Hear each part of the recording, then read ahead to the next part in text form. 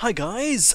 After yesterday's humongous ultimate gold guide to World of Tanks, of course I had to fail. I have to fail constantly.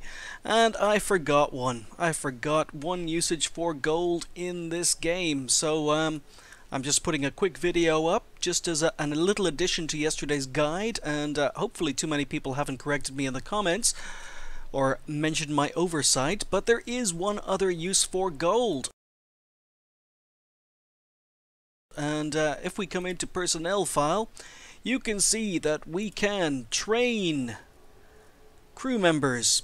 So I'm going to pick a tank that currently does not have a crew in it. Yeah, the PZ4 Shelterm. Okay, so let's assume I wanted to recruit a commander. I have three choices. I can recruit a basic commander for free, except he's going to be at 50% skill level.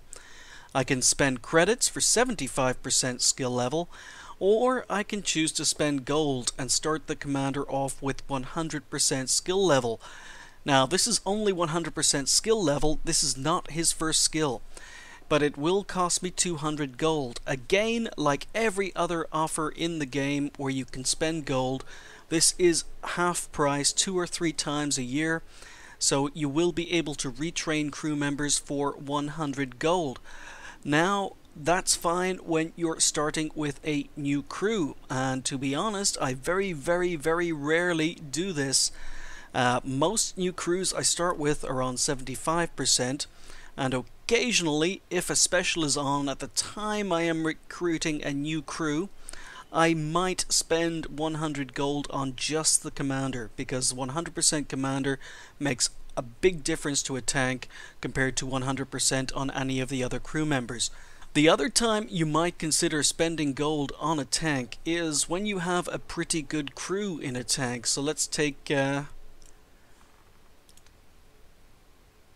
I'm not quite sure which tanks have a very good crew for me. Yeah, my Super Pershing. I'm currently training up a new crew in my Super Pershing. But if I take a look at my Pershing crew, you'll see I have an exceptional crew in here. They're on their 4th skill. They're at 59% on their 4th skill. Now, if I want to move this crew to the Tier 9 tank, which would be the Patton, which I have researched but have not yet purchased. 3 million. Ooh, I'm almost tempted to buy it now. I will be buying the Patton eventually, but I will be moving the crew from the Pershing into the Patton, which is why I currently have a backup Pershing crew being trained in the Super Pershing. I would be losing a huge amount of this experience. It doesn't seem very much, but I would be losing % of the total experience on this crew member in order to transfer them over to the Patton. I wouldn't lose the skills they already have, but it would take me that much longer to upgrade them back to the levels they are in a new tank. In those situations, especially at high tier when I've got a very good crew, then I have to admit I do spend gold. Again, if you wanted to save some gold, you could probably just do the commander and train the others over to a new tank on 90%, but it takes so much XP in order to increase their rank once you get above the 3rd skill. It is painful to have to go through all of that again. So I will probably, when it comes time to it, spend gold on this crew in order to transfer them to a new tank, simply because they are so good.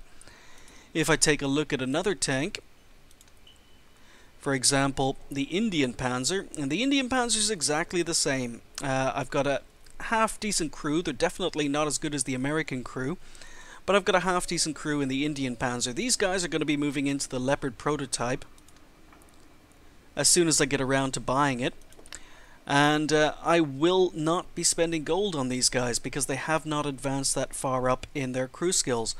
I currently have another Indian Panzer crew ready and being trained to take over from these guys when I do decide to move them. But in this situation, I would not be spending gold to move these guys across, or if I do spend gold, it will only be on the commander, and the rest will be moved at 90% because they're not that skilled to begin with. So it is a very difficult decision to lose so much XP at higher tiers on highly skilled crews, and in those cases I feel pressurized to spend gold. But again, you do not have to.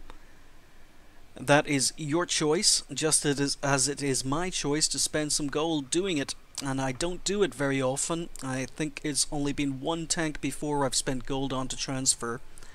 But there you have it. That is one last use of gold in World of Tanks that I've completely forgot about in the review yesterday. I told you it was going to be a quick video, and thanks for watching. I'll see you next time.